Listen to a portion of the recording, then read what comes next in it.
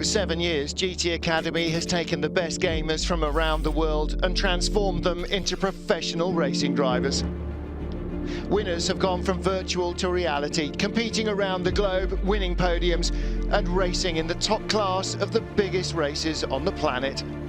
The Racing Experiment has gone on to be the most innovative driver development program in the world and has embraced gamers from over 30 countries worldwide, producing more winners than ever.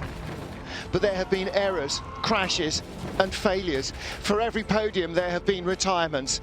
Not every winner at GT Academy has made the grade. This year, to make sure they succeed, we'll follow the team as GT Academy goes back to basics. 56 of the fastest Gran Turismo gamers are in Abu Dhabi at GT Academy Race Camp, battling for the prize of a pro racing contract. The gamers must be able to show the judges their racing ability and develop their racecraft skills over the duration of the competition. When a gamer makes the jump from virtual to reality, there's a number of issues that need to be dealt with, that need to be solved, and racecraft, consistency, the ability to overtake safely and quickly, yet put in good lap times is very important. You need to learn with every single move and every single lap what you do. You need to be getting better every single minute, because in the end the champion is the one who is the whole package. We call it in Czech Republic the cherry on the cake. The day when you go sit in the car and show the potential what you have and the racecraft what you had. Before the gamers are able to take part in any on-track action, first they must pass an Association of Racing Drivers Schools test. This morning they're doing the ARDS test, which is a mandatory requirement to get an MSA, British National B race licence. It's so important because every racing driver has to do it, you know, even Lewis Hamilton and also all of us GT Academy, we have to go through it. There's no exceptions. Every single person that wants to race, that has a licence, has to take the ARDS test. There's a written multiple choice test that covers the basics of safety, flag signals, which is the fundamental for going racing. So they have to get everything right, they have to pass, and if they don't, they will simply be eliminated from the competition at this stage. After the written test, gamers must also complete a practical exam with instructors from the Yas Marina circuit. This involves 15 minutes of instruction, followed by a 4-lap examination around the Yas circuit, where the instructors will judge their driving abilities. We marked if they are capable to drive, techniques of changing gears, up gears, shifting down, to see the corners and where they're aiming to go, how smooth they are when they enter into the corner and how smooth to go to the exit point, how they're going to react in case they had oversteer or understeer. Racing line, which is very important also to know about it. We just observe what they do exactly. It's definitely more nerve-wracking knowing that obviously it's an exam situation. The pressure is there and you just don't want to mess up, but thankfully no gears were missed and I didn't fluff anything up, so it was all good. I think the test went pretty good. I was a bit nervous, but I just tried to do my best. I think I've passed the test. I really want to go on track now and try to be as quick as I can and show everyone my potential. The progress of the guys, from what I heard from the instructors, they were all quite good and they all passed, so I'm a happy team leader.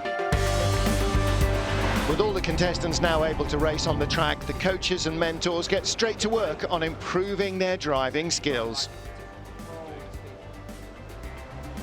You're not actually braking in a straight line here, are you? Because you're having to start slowing the car down. If you were to wait till you're in a straight line, you'd go off.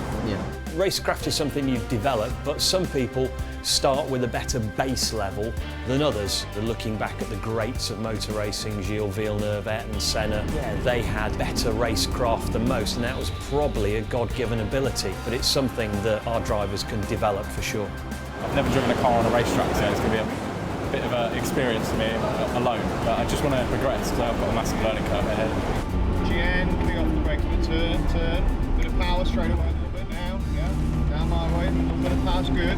Very important driver training because they need to familiarise themselves with the circuits, and also the instructors are working very much with their technique to make them better drivers.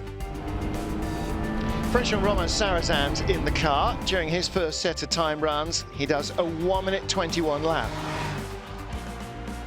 The first run out that we do with them is really sort of finding their feet, getting used to the track, so we don't encourage them to go quickly. We just drive around relatively slowly, let them see the track, get a feel for the car. We didn't have 2 quicker runs, and we do hope then, and we have so far, always seen an improvement between those 2 runs, which is obviously a good thing. Nice run, that was better. Okay, thank you. A good lap time here around the Southern Circuit is around about 1:17, and we're seeing drivers improving by upwards of 8 seconds, so we're working hard to find them as much time as possible, so yeah, huge gains. After taking the advice of the coaches, Rama is able to dramatically improve his lap time.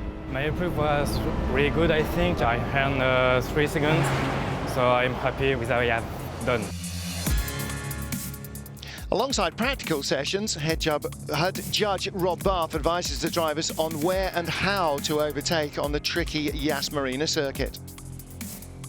A successful overtaking manoeuvre normally takes place at the end of this long, curving left-hand straight, but only after getting a good exit off the corner. If you screw up the second part by going into the first part too fast, that will cost you, and you're going to run the risk of being overtaken. I always make a point of reiterating the obvious to the gamers in terms of racecraft, overtaking and procedure, because this is something that's very new to them. You take far more risks in the virtual world than in the real world, so it's a question of just alluding to them what might happen and how they can avoid that happening in the first place. We don't want to see amateur carnage and bumper cars. I will tell you this now, if you crash in the final driving challenge, you will not win GT Academy. It's just highlighting what has gone on before so that they can then avoid making the same mistakes. I can't stop them making the same mistakes, but because I've covered those bases, they should have that little seed of awareness now, which perhaps they wouldn't have done before. Only the 7 gamers who make it to the final will get the chance to race wheel to wheel on the Yas Marina circuit. But in order to get there, they have to show the mentors their ability to overtake in a 1.5-hour go-kart race. Karting is the purest form of wheel-to-wheel combat in terms of race cars. All the karts are completely equal, and we'll see the drivers make mistakes, and we'll see how that costs them in terms of position on track and being overtaken. We can get a feel for their ability of racecraft and how they proactively overtake. So it's really useful at this stage of the program. Karting is like the basics of racing, because here you learn the lines, the balance of the car, and also, of course, now we have a 1.5-hour endurance race. It's all about the overtaking, to be smart at the right moment, at the right time, at the right place. I want to see that they are smart, they're on spot on the right time, do the right lines, and of course, if they are in good condition, because it's 42 degrees outside. The 3 gamers left from each region will spend 30 minutes behind the wheel. Not only do they have the chance to impress their mentors, but they also size up the competition from rival nations too. The vast majority of racing drivers start their career in karts, and the racecraft that they've developed as kids takes them throughout their career all the way to Formula 1, so racecraft is going to be hugely important. It's a 1.5-hour enduro, so there's going to be lots of overtaking, lots of wheel-to-wheel battles going on, so yeah, it's going to be very telling for us as their mentors. It's where it starts, and it's where you learn your racecraft, and my racecrafts haven't changed since I was 10 years old in karting, even when I got to F1.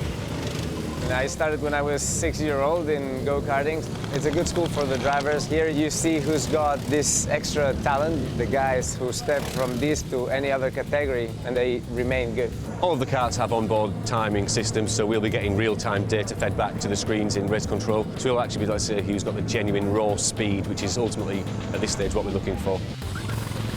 After 10 laps, Benelux overtake Germany for the lead. Most of the other nations are showing good racecraft as they battle for the podium, but the UK team are already a lap down.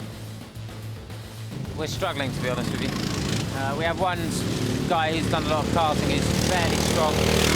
One guy's average and one guy's who's losing us about 4 seconds lap at the moment. The boys are really consistent. I got lucky with 2 especially quick boys that I saw. Consistent, nice, easy.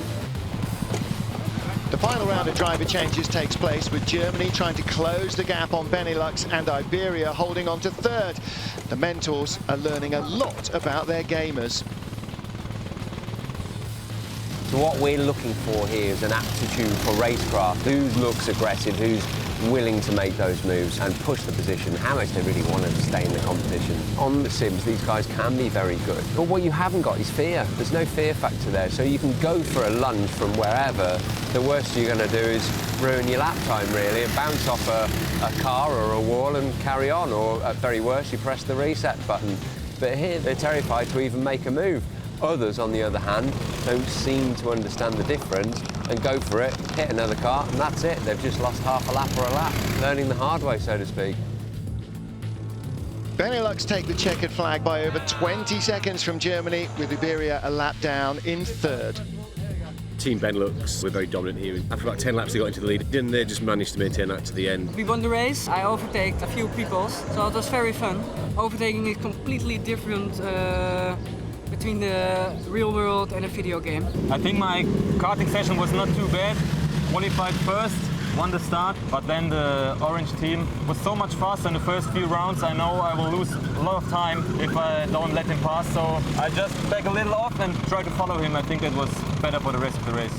You can definitely see their racecrafts. I think they all did an overtake bar one. Yeah, I can now see their driving techniques, and I can definitely see now who our sort of strongest is, and it's not who I thought it was. Obviously from watching we could see who had the racecraft, who had the style. We'll now start analysing the lap sheets and we'll see who was the weakest link. As the competition progresses, the mentors are now building a picture of who their strongest racers in the competition are and who would go on to race in the final. Join us next week as we look at what training the drivers go through and how their rate of improvement can help the judges make this important decision.